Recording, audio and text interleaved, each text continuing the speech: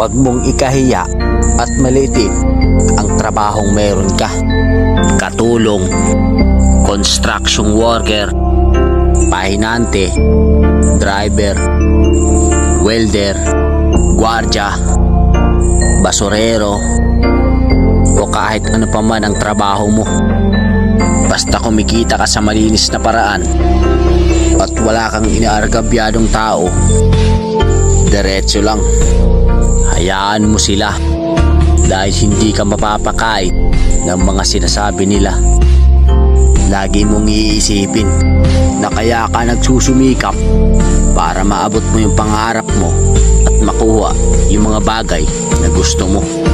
Ipagmalaki mo yung trabahong meron ka, kundi dahil sa atin wala silang matibay na paniniwala.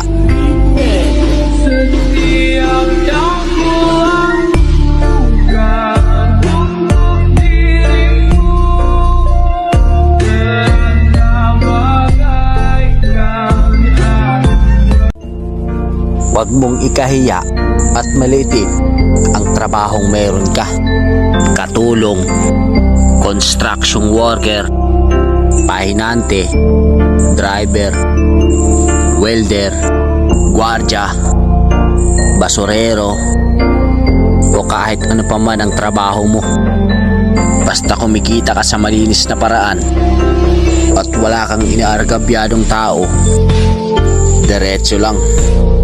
Hayaan mo sila dahil hindi ka mapapakait ng mga sinasabi nila.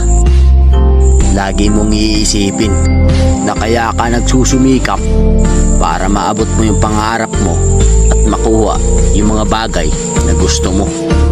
Ipagmalaki mo yung trabahong meron ka, kundi dahil sa atin wala silang matibay na paniniwala.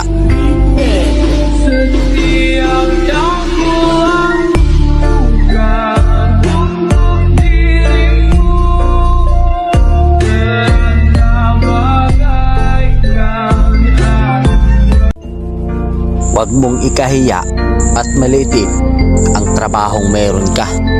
Katulong, construction worker, pahinante, driver, welder, gwardya, basurero, o kahit ano pa man ang trabaho mo.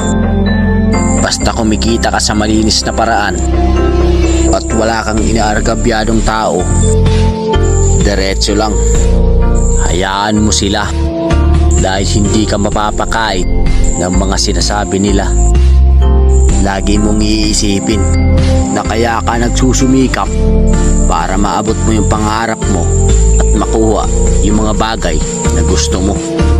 Ipagmalaki mo yung trabahong meron ka, kundi dahil sa atin wala silang matibay na paniniwala.